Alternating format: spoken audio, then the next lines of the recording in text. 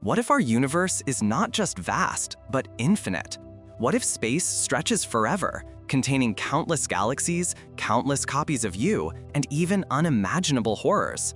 Physicists like Greene and Roger Penrose have debated this mind-bending possibility for years. An infinite universe isn't just a fascinating concept, it carries consequences so strange, so terrifying, that it challenges our very understanding of reality itself. In today's video, we'll explore what an infinite universe really means, why scientists believe it could be real, and what frightening implications come with it. So, buckle up, because this journey goes far beyond what your mind thinks it can handle. Infinity isn't just a really big number, it's a concept that defies ordinary logic. Imagine walking in one direction forever, never reaching a wall, never looping back, never stopping. That's the scale of an infinite universe. If the universe truly stretches on without end, then everything that can exist does exist, over and over again. Somewhere out there, there's another galaxy identical to ours, another Earth, and another you watching this very video. The scary part? In an infinite reality, every possibility must occur, not just the good ones, but the terrifying ones too. Some universes may hold versions of you who made different choices. Others may have worlds where catastrophic events already wiped out civilizations. Infinity guarantees not just endless life, but endless nightmares. And unlike science fiction, this isn't just speculation. Mathematics and physics both point toward the eerie possibility that infinity isn't just real, it's unavoidable. Why do some physicists like Greene and Roger Penrose take infinity so seriously? It starts with the observable universe.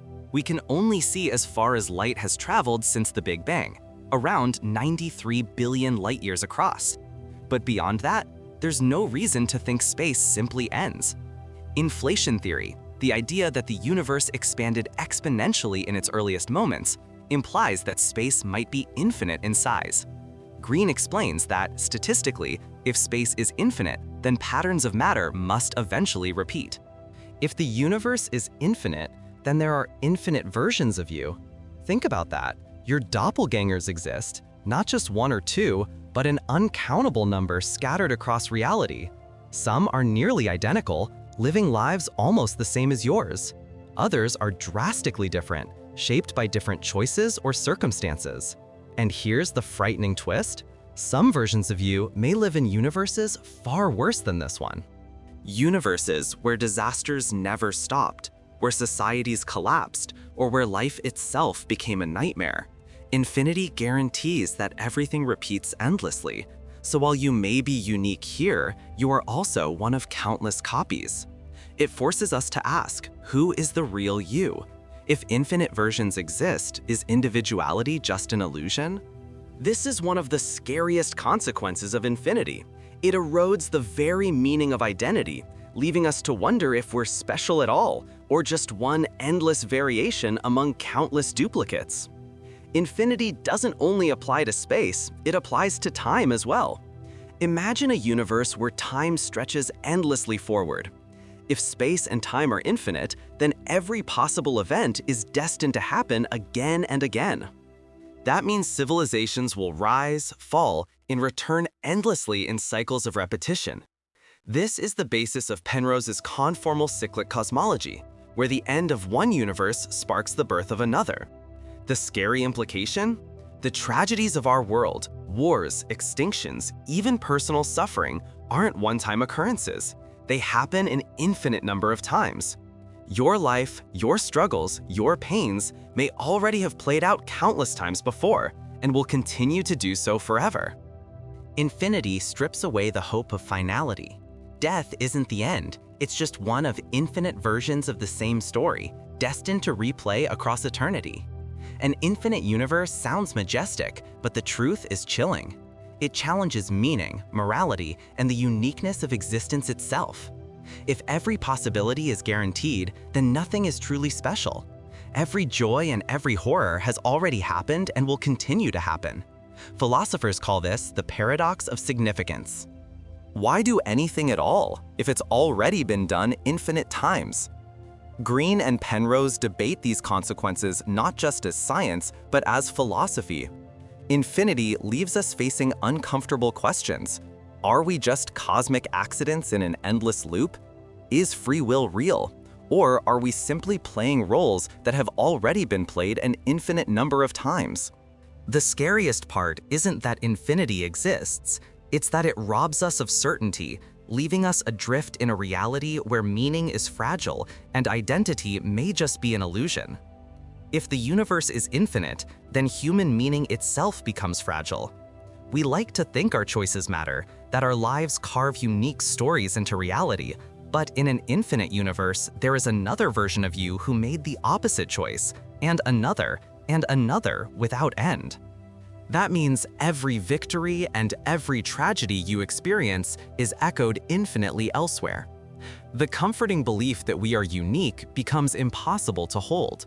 In fact, the very concept of purpose dissolves under infinity. If everything is repeated, is anything original? Brian Greene warns that our intuitions about meaning simply don't scale into infinity. Roger Penrose, while fascinated by cycles, also admits that human categories, like special or unique, collapse when applied to an endless cosmos. Infinity is not just a vast number, it is a philosophical acid that eats away at the foundations of identity, morality, and purpose. What we call our story may just be one page in an endless book that repeats itself in every possible variation, forever. And that's a consequence as chilling as any cosmic horror. Infinity doesn't stop at one universe.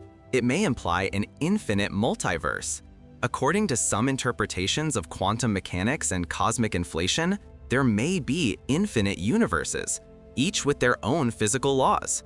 Some may resemble ours closely, while others are completely alien, filled with physics so bizarre we couldn't survive a second inside them. This is not just speculation. Mathematics suggests that if the multiverse is real and infinity applies, then there are endless variations of existence. Some universes may look like ours but with small differences, while others could be so strange that even time flows differently. Penrose's idea of cyclical universes also hints at infinite cycles stacked on top of one another. The terrifying implication? We may not live in the universe, but simply one among an endless ocean of worlds. And if that's true, then our place in the cosmos shrinks to near insignificance. The infinite multiverse doesn't just dwarf us, it renders our existence into one of countless, redundant realities. What could be more terrifying than realizing not even our universe is special? Here lies one of the darkest consequences of infinity: infinite suffering. If every possibility must exist in an infinite cosmos, then suffering itself exists without limit. Somewhere in the cosmos, there are worlds where pain is endless, where civilizations collapse in brutal cycles, where life never finds relief. This isn't just philosophy, it's a mathematical certainty if infinity is real. For every happy version of you, there is another suffering immensely. For every utopia, there is a dystopia. The scariest part? Numbers lose meaning in infinity. No matter how many worlds thrive, there are always infinite worlds that suffer too. Greene often points out that infinity is too big for our minds to grasp, and this includes its darker sides. Penrose's cyclic universe also offers no escape. Every universe eventually collapses, only to begin again, with endless potential for tragedy. If we truly live in infinity, then suffering isn't a rare exception. It is a guaranteed constant, repeated endlessly across time and space, making our fragile joys feel like fleeting illusions in a sea of eternal pain. Human beings are comforted by finality. We like endings, closure, the idea that when something ends, it is truly over. But infinity denies us that comfort. If the universe goes on forever, then nothing ever really ends. It just happens again, somewhere else or sometime later. Your death isn't the end. Your story is repeated endlessly in other versions of reality. Civilizations rise and fall, only to rise and fall again, endlessly. Even cosmic events like the collapse of stars or the heat death of the universe lose their weight in the face of infinity because they too happen an infinite number of times. Penrose's cyclic cosmology envisions universes dying and rebirthing forever, without escape. Greene argues that infinity undermines our idea of the end entirely, and this is deeply unsettling. Without endings, there can be no true closure. Infinity traps us in a reality without final chapters, where every story, no matter how tragic or beautiful, is replayed endlessly.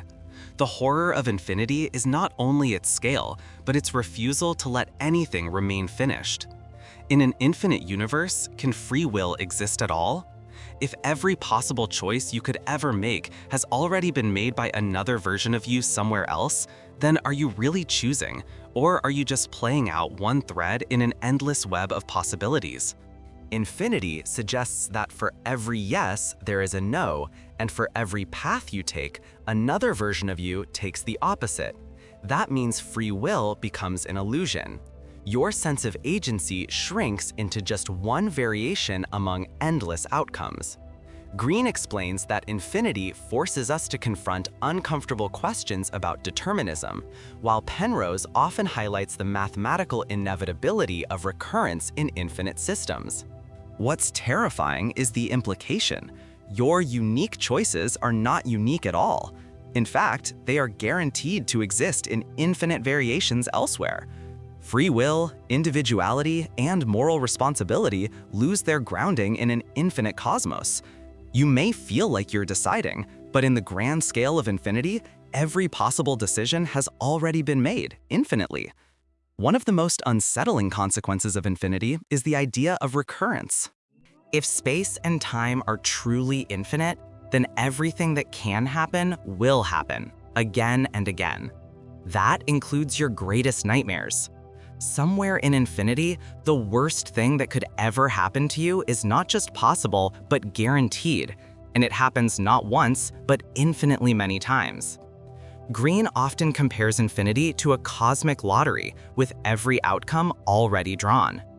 Penrose takes it further, suggesting that in a cyclic universe, the tragedies of history, wars, plagues, even the destruction of worlds may repeat endlessly. Think about it. The horrors of our past are not one-offs, they echo forever across the infinite landscape. The Holocaust, world wars, mass extinctions, all are not isolated events, but recurring inevitabilities in a cosmos without boundaries. For many, this realization is more terrifying than death itself. In infinity, there is no escaping the nightmare. It is woven into the fabric of existence itself. Consciousness, the awareness of being alive, becomes profoundly disturbing under infinity. If infinite versions of you exist, then infinite consciousnesses exist as well, each experiencing life in its own way. Some may live in better worlds, others in far worse. The terrifying thought is this: your consciousness never truly ends. Somewhere, another version of you always continues, even after death. In Penrose's cyclical model, awareness itself may be reborn endlessly as universes recycle. Greene points out that in an infinite cosmos, consciousness isn't a singular miracle but a statistical certainty, inevitably repeated countless times. This means the death you experience isn't final. Another you always awakens elsewhere. But there's a chilling side. Some versions of your consciousness may awaken in nightmare worlds, doomed to suffer endlessly. Infinity doesn't just promise more life, it promises every possible experience, good or bad. And in that sense, consciousness may be less a gift and more a curse, an endless cycle of awareness with no guarantee of peace. The universe already feels vast and lonely, but infinity magnifies this to terrifying proportions. If the cosmos is infinite, then most of it will forever remain beyond our reach. Even with faster-than-light travel, the infinite expanse ensures there are always endless galaxies, endless voids, forever inaccessible. Greene reminds us that we live in a cosmic island, a small patch of the universe observable to us, surrounded by infinity we'll never touch. Penrose's models also suggest cycles of universes, each containing unimaginable stretches of unreachable realms. The horror of infinity is not just its size, it's the hopelessness it imposes. No matter how far humanity advances, no matter how far we travel, we will always remain imprisoned in a fraction of infinity. The vastness of the cosmos ensures permanent isolation. And if there are infinite civilizations out there, the odds of us ever meeting them collapse to near zero. Infinity doesn't connect us, it separates us forever. Identity in infinity becomes an echo chamber. Who are you if infinite versions of you exist, each living out different variations of your life? Some versions of you succeeded where you failed. Others failed where you triumphed. Some never existed at all.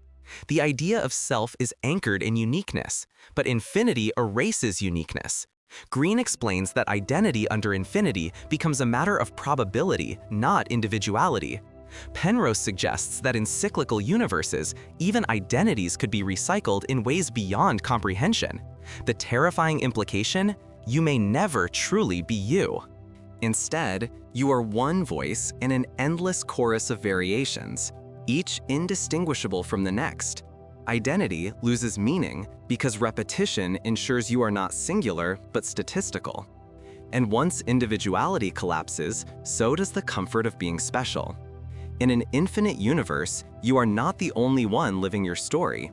You are just one of countless copies endlessly replaying variations of it. Penrose's idea of conformal cyclic cosmology paints a haunting picture of eternity. In this model, the universe doesn't just expand forever, it dies and is reborn endlessly. Each Big Bang is not the first, but just the latest in an infinite chain of universes. That means history itself is recycled forever. Civilizations rise and fall, stars are born and extinguished, and the cycle resets again and again. What's terrifying is that even if humanity disappears, another version of humanity may emerge billions of years later in another cycle, repeating the same struggles, joys, and horrors. Nothing is ever truly lost. It is all destined to return. For many, this isn't comforting, it's suffocating. Infinity ensures no escape from the cycle, no final piece, no true end. Penrose calls it elegance, others see it as an eternal trap. A cosmos without finality may sound beautiful in theory, but to a human mind craving closure, it is the ultimate nightmare.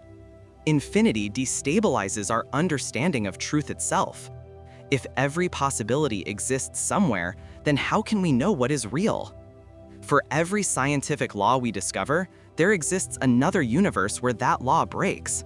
For every historical fact, there is another version where it unfolded differently. This creates a terrifying uncertainty. Is truth absolute or just local? Greene highlights this paradox by explaining that in an infinite multiverse, the laws of physics may not be universal at all. They may just be one configuration among countless others. Penrose argues that cycles preserve some consistency, but even then, each cycle could hold variations. Infinity doesn't give us certainty, it erodes it. And without certainty, meaning itself becomes unstable. What does it mean to say something is real when in infinity, the opposite is equally real somewhere else? This collapse of truth leaves us unmoored, facing a reality where nothing can be fully trusted to hold forever. If time itself is infinite, then loops of reality are inevitable. This means events may not only repeat in parallel universes, but within the same one, replaying endlessly. Imagine living your entire life only for it to restart again without you knowing. Some theories, like eternal reoccurrence, suggest that in an infinite cosmos, every configuration of atoms must repeat, meaning your life is destined to replay endlessly with no variation. Nietzsche once described this as the most terrifying philosophical idea, the eternal return. Greene warns that infinity almost guarantees such recurrences on a cosmic scale. Penrose, with his cyclic cosmology, reinforces the idea that nothing is ever truly lost. It simply returns in the next cycle. The horror here is subtle but chilling. Your life is not unique, and not final. You may be trapped in a time loop you can never perceive, reliving the same joys and sorrows over and over without escape. If the universe is infinite, then civilizations are not rare, they are inevitable. But so are their extinctions. Somewhere, civilizations like ours rise to incredible heights of technology only to collapse into ruin. Others destroy themselves in wars or fall to cosmic disasters. And this doesn't happen once, it happens infinitely. For every utopia that thrives forever, there are infinite dystopias that end in tragedy. Greene points out that infinity doesn't favor survival, it guarantees every possible outcome. Penrose's cycles of universes only magnify this, as civilizations may endlessly rise and fall across eons. The terror lies in realizing that our fate is not unique. Whatever happens to us, whether survival or extinction, it has already happened infinitely many times elsewhere. Infinity makes history meaningless, turning humanity's destiny into just one thread in an endless tapestry of rises and falls. It strips away the drama of survival by making every outcome inevitable and repeated without end. Infinity is not just filled with galaxies and life, it is also filled with emptiness. Vast stretches of space exist where nothing ever happens, where stars never form, where life never stirs.